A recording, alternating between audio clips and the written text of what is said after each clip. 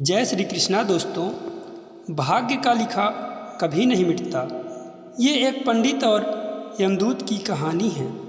दोस्तों, कहानी बहुत ही अच्छी है, इसीलिए ध्यानपूर्वक सुनिएगा। एक समय की बात है, एक गांव में एक बहुत ही ज्ञानी पंडित रहता था। वह दूसरे गांव अपने बचपन के मित्र से मिलने जा रहा था। वह मित्र बचपन से ही गूंगा व एक पैर से अपाहिज था। उस मित्र का गांव वहां से बहुत दूर था। वहां जाते हुए रास्ते में और भी छोटे छोटे कई गांव पड़ते थे। पंडित अपने धुन में चला ही जा रहा था कि रास्ते में अचानक एक व्यक्ति मिल गया और वह व्यक्ति भी पंडित के साथ साथ चलने लगा। पंडित ने भी सोचा कि साथ साथ चलने से सफ़र जल्दी कट जाएगा। चलते चलते पंडित ने उस व्यक्ति से उसका नाम पूछा तो उस व्यक्ति ने अपना नाम महाकाल बताया। पंडित को यह नाम थोड़ा अजीब सा लगा, लेकिन पंडित ने नाम के बारे में ज़्यादा कुछ नहीं पूछा। चलते चलते रास्ते में एक गांव आया तो महाकाल ने पंडित से कहा, तुम आगे चलते रहो, मुझे इस गांव में एक संदेशा देना है, मैं आगे मिलता हूँ। और गांव की ओर चल दिया। तभी गांव में खबर फैली कि एक व्यक्ति को भैंसे ने मार दिया है। जैसे ही उस व्यक्ति के प्राण निकल गए तो कुछ ही देर बाद महाकाल आ गया। फिर चलते चलते दोनों एक दूसरे गांव के किनारे पहुंचते हैं, जहां पर एक छोटा सा मंदिर बना हुआ था। रुकने की जगह ठीक लग रही थी और पंडित के मित्र का गांव भी वहाँ से दूर था। अंधेरा भी होने वाला था। पंडित ने महाकाल से कहा कि अब अंधेरा होने वाला है और पूरा दिन चलते चलते थकान भी लग रही है और भूख भी बहुत लगी है, तो यहीं पर भोजन करके आराम भी कर लेते हैं, सुबह आराम से चलेंगे। तो महाकाल ने कहा कि ठीक है, मुझे इस गांव में एक ज़रूरी काम है, तुम खाना खा लो और आराम करो, मैं बाद में आकर खा लूँगा। इतना कहकर महाकाल वहाँ से चला गया। लेकिन उसके जाते ही उस गांव में धुआं उठता दिखाई दिया और देखते ही देखते पूरे गांव में आग फैल गई। तब पंडित ने सोचा, यह महाकाल जहाँ भी जाता है वहाँ किसी न किसी तरह की दुर्घटना अवश्य हो जाती है, कुछ तो गड़बड़ है। लेकिन पंडित ने इसके बारे में रात्रि में महाकाल से कुछ नहीं कहा। जब सुबह हुई तो दोनों ने फिर चलना प्रारंभ कर दिया। चलते चलते रास्ते में फिर से एक गांव आया तो महाकाल ने फिर से पंडित से कहा कि तुम चलते रहो, मुझे इस गांव में भी किसी से काम है, मैं आगे तुमसे मिलता हूँ। लेकिन इस बार पंडित वही खड़ा होकर महाकाल को देखता रहा कि वह कहाँ जाता है और क्या करता है। तभी लोगों के रोने की आवाज़ सुनाई देने लगी और पता चला कि किसी व्यक्ति को सर्प ने काट लिया है और वह मर गया है। तब ठीक उसी समय महाकाल फिर से पंडित के पास आ गया, लेकिन इस बार पंडित से रहा नहीं गया और उसने महाकाल से पूछ ही लिया कि तुम जिस गांव में जाते हो वहाँ कोई ना कोई नुकसान ज़रूर हो जाता है, क्या तुम बता सकते हो कि ऐसा क्यों होता है?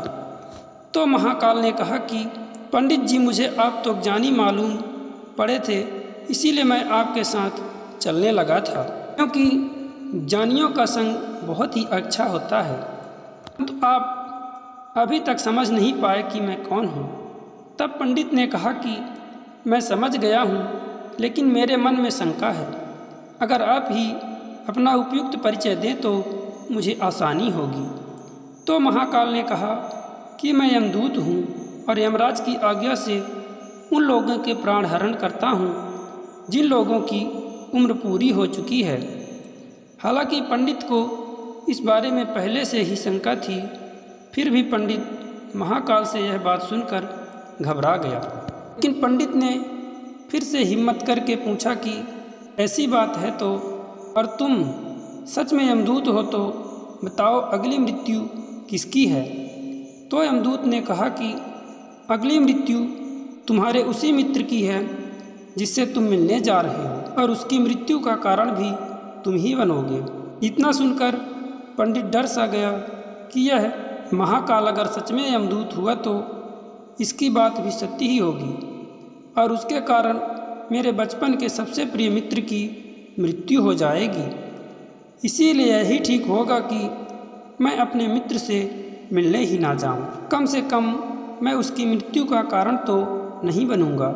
इतने में महाकाल ने कहा, तुम जो सोच रहे हो मुझे सब पता है, मगर तुम्हारे मित्र से मिलने ना जाने से नियति नहीं बदल सकती, क्योंकि तुम्हारे मित्र की मृत्यु निश्चित है और वह अगले कुछ ही पल में घटित होने वाली है।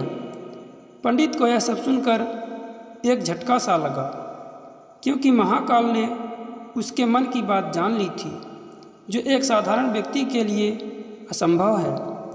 अब पंडित को विश्वास हो गया था कि यह महाकाल सचमुच का यमदूत है, इस कारण कि वह अपने मित्र की मौत का कारण ना बने वह पीछे की ओर मुड़ा और अपने गांव की ओर वापस जाने लगा।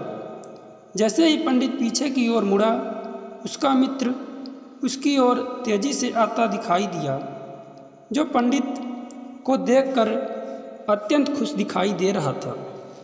अपने मित्र की गति को देखकर पंडित को ऐसा लगा जैसे उसका मित्र कब से उसके पीछे ही आ रहा है, लेकिन वह बचपन से ही गूंगा एवं पैर से अपाहिज था, इसीलिए न पंडित तक पहुंच पा रहा था और न ही पंडित को आवाज़ देकर रोक पा रहा था।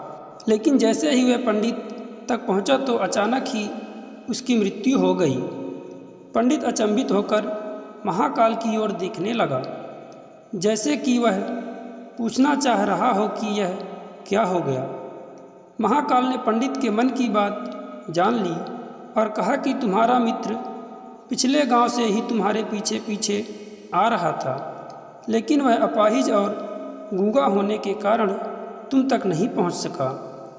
उसने अपनी पूरी ताकत लगाकर तुम तक पहुंचने की कोशिश की, लेकिन बुढ़ापे में बचपन जैसी ताकत नहीं होती, इसीलिए हृदयघात के कारण तुम्हारे मित्र की मृत्यु हो गई, क्योंकि वह तुमसे मिलने के लिए अपनी सीमाओं को लांघ रहा था।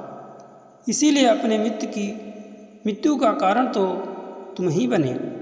अब पंडित को विश्वास हो गया था कि महाकाल सचमुच में यमदूत है और उसका कार्य जीवों के प्राण हरना है। पंडित एक ज्ञानी व्यक्ति था, इसीलिए वह जानता था कि मृत्यु पर किसी का बस नहीं चलता, क्योंकि सभी जीवों को तो एक ना एक दिन मरना ही है। यही सोचकर उसने अपने आप को संभाल लिया। लेकिन अचानक पंडित के मन में स्वयं की मृत्यु के बारे में जानने की इच्छा हुई, इसीलिए उसने महाकाल से कहा कि जब मृत्यु मेरे मित्र की होनी ही थी तो तुम शुरू से ही मेरे साथ क्यों चल रहे थे। तो महाकाल ने जवाब दिया कि मैं तो सभी के साथ चलता हूँ और हर पल चलता रहता हूँ, और लोग पहचान नहीं पाते, क्योंकि लोगों के पास अपनी समस्या के अलावा किसी वस्तु, व्यक्ति या घटना के बारे में सोचने व उसे देखने व समझने का समय ही नहीं होता है। तो पंडित ने कहा कि क्या तुम बता सकते हो कि मेरी मृत्यु कब और कैसे होगी।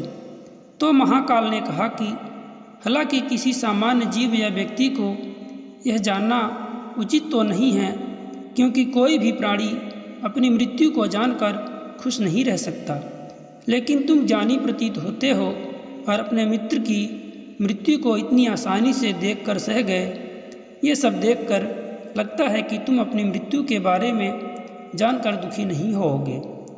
तो सुनो, तुम्हारी मृत्यु आज से ठीक 6 महीने बाद आज ही के दिन किसी दूसरे राज्य में फांसी लगने से होगी, और सबसे आश्चर्य की बात तो यह होगी कि तुम फांसी को खुशी खुशी स्वीकार कर लोगे।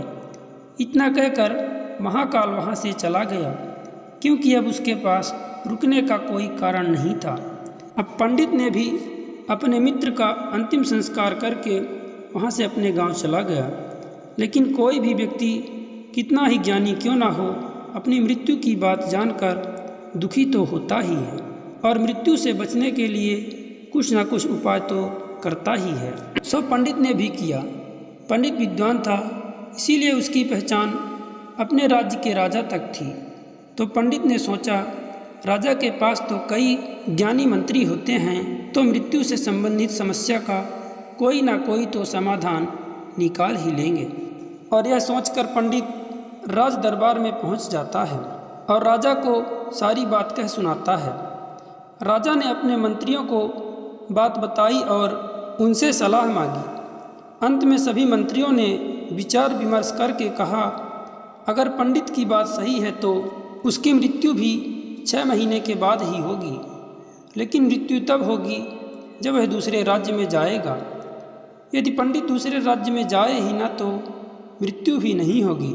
मंत्रियों का यह सलाह राजा को भी सही लगा और राजा ने पंडित के रहने की व्यवस्था महल में ही करवा दी। और राजा ने आदेश दिया कि मेरे इजाज़त के बिना पंडित से कोई नहीं मिलेगा, लेकिन पंडित कहीं भी आ जा सकता था, ताकि पंडित को यह ना लगे कि वह राजा के कैद में है। लेकिन पंडित स्वयं ही डर के मारे कहीं आता जाता नहीं था। धीरे धीरे महाकाल के बताए अनुसार पंडित की मृत्यु का समय नज़दीक आने लगा और एक दिन वो दिन भी आ गया जिस दिन पंडित की मृत्यु होनी थी। तो जिस दिन पंडित की मृत्यु होने वाली थी तो पंडित डर के मारे जल्दी ही सो गया, ताकि जल्दी से वह रात बीत जाए और अगला दिन आ जाए तो मृत्यु टल सके। लेकिन पंडित को स्वयं नींद में चलने की बीमारी थी और इस बीमारी के बारे में पंडित स्वयं भी नहीं जानता था। अतः राजा व किसी वैद्य को बताने का तो कोई प्रश्न ही नहीं था। पंडित अपने मृत्यु को लेकर बहुत चिंतित था और नींद में चलने की बीमारी तभी आती है जब नींद अच्छी तरह से ना आ रही हो। तो उसी रात पंडित को नींद में चलने का दौरा पड़ा। वह उठा और सीधे अस्तबल में गया। राजा का सबसे तेज चलने वाला घोड़ा लिया और नींद में ही राज्य की सीमा पार कर गया और किसी दूसरे राज्य में चला गया। क्योंकि पंडित राजा का खास मेहमान भी था, इसीलिए उसे किसी ने नहीं रोका। इतना ही नहीं, वह दूसरे राज्य के राजा के महल में पहुंच गया और वहां के पहरेदार ने भी उसे नहीं रोका और ना ही कोई पूछताछ की, क्योंकि सभी लोग रात्रि की अंतिम प्रहर होने के कारण नींद में थे। वह पंडित सीधे राजा के शयन कक्ष में पहुंच गया, जहां राजा और रानी सो रहे थे। पंडित भी वहीं जाकर लेट गया।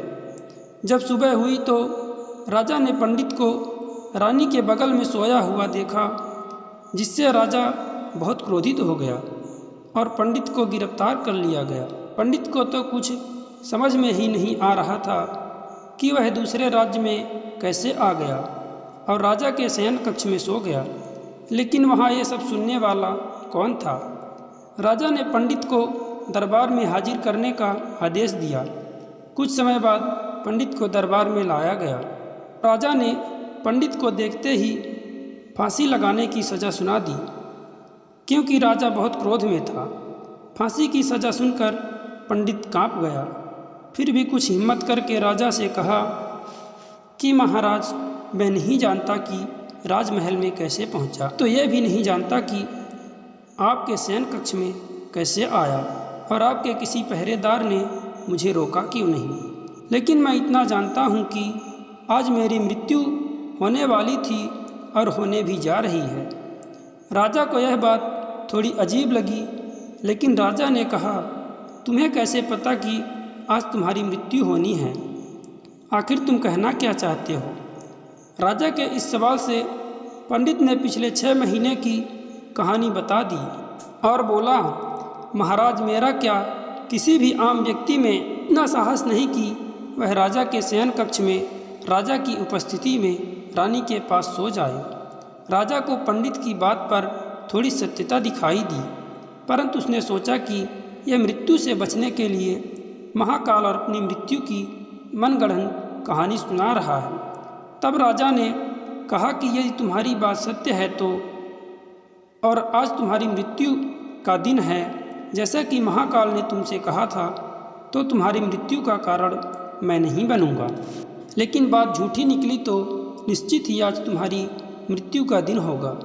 क्योंकि पड़ोसी राज्य का राजा मित्र था, तो उसने सिपाहियों के हाथ तुरंत उस राजा को पत्र भेजा जिस राज्य में पंडित रहता था, और पंडित की बात की सत्यता का प्रमाण मांगा।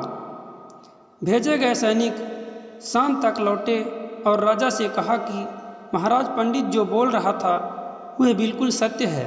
दूसरे राज्य के राजा ने पंडित के रहने की संपूर्ण व्यवस्था अपने ही महल में कर रखी थी और पिछले 6 महीने से पंडित राजा का मेहमान था। कल राजा इसके शयन कक्ष में अंतिम बार इससे मिले थे और इसके बाद यह इस राज्य में कैसे पहुंच गया, इसकी जानकारी किसी को भी नहीं है। इसीलिए उस राज्य के राजा के अनुसार पंडित को फांसी देना उचित नहीं है। लेकिन राजा के लिए एक नई समस्या आ गई, क्योंकि राजा कुछ जाने बिना ही पंडित को फांसी की सज़ा सुना दी थी। इसीलिए अगर पंडित को फांसी ना दी जाए तो राजा के आदेश का अपमान होगा, और अगर राजा के द्वारा दिए गए आदेश का मान रखा जाए तो पंडित की बिना वजह ही मृत्यु हो जाए। राजा ने अपने सभी मंत्रियों से इस बात की चर्चा की। तब राज्य के मंत्रियों ने राजा को सुझाव दिया कि पंडित को कच्चे सूत से फांसी लगवाई जाए। इससे पंडित की मृत्यु भी नहीं होगी और राजा के आदेश का मान भी रह जाएगा। राजा को यह बात सही लगी और उसने ऐसा ही आदेश सुना दिया। अब पंडित के लिए कच्चे सूत की फांसी तैयार की गई। अब सभी लोग खुश थे कि पंडित की मृत्यु नहीं होगी और राजा के आदेश का मान भी रह जाएगा। पंडित भी स्वयं खुशी खुशी फांसी पर चढ़ने को तैयार हो गया, जैसा कि महाकाल ने कहा था। जैसे ही पंडित को फांसी दी गई तो धागा तो टूट गया, लेकिन टूटने से पहले उसने अपना काम कर दिया था। पंडित के गले की नस सूत के धागे से कट चुकी थी और पंडित जमीन पर पड़ा तड़प रहा था। हर धड़कन के साथ उसके गले से खून की फुहार निकल रही थी और देखते ही देखते पंडित का पूरा शरीर शांत हो गया। सभी लोग आश्चर्यचकित थे, क्योंकि किसी को विश्वास ही नहीं हो रहा था कि इस मामूली धागे से किसी की मृत्यु हो सकती थी। लेकिन नियति ने अपना काम कर दिया था। जो होना होता है वो होकर ही रहता है। हम चाहे जितना भी उपाय कर लें, लेकिन हर घटना और घटना की पूरी प्रक्रिया पहले से ही तय होती है, जिसे हम थोड़ा सा भी इधर उधर नहीं कर सकते। इसीलिए ईश्वर ने हमें भविष्य जानने की शक्ति नहीं दी है, ताकि हम अपने जीवन को बेहतर तरीके से जी सकें। और यही बात पंडित पर भी लागू होती है। पंडित ने अपने मृत्यु के बारे में महाकाल से न पूछा होता तो 6 महीने राजा के कैद में रहकर डर डर के जीने की बजाय बेहतर जीवन जीता। दोस्तों, अगर कहानी अच्छी लगी हो तो चैनल को ज़रूर सब्सक्राइब करना और वीडियो को लाइक एवं शेयर करना। जय श्री कृष्णा दोस्तों, राधे राधे।